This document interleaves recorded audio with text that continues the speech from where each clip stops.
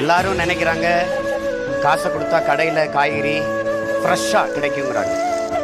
ஆனால் அந்த காய்கறி கடைக்கு வர்றதுக்கு தொலைதூரத்தில் ஒரு விவசாயி வெயிலில் காஞ்சி மழையில் நனைஞ்சி ரத்தம் வேர்வையாக உடம்புல ஊற்றி உப்பு பூக்க கண்ணு மொழி பிதுங்க கண்ணச்சதை தொங்க வெம்பாடு பட்டு உழைச்சா தான் உங்களுக்கு காய்கறி கடைக்கு வருது, அரிசி பருப்பு வருதுங்கிறத கவனத்தில் வச்சுக்கணும்.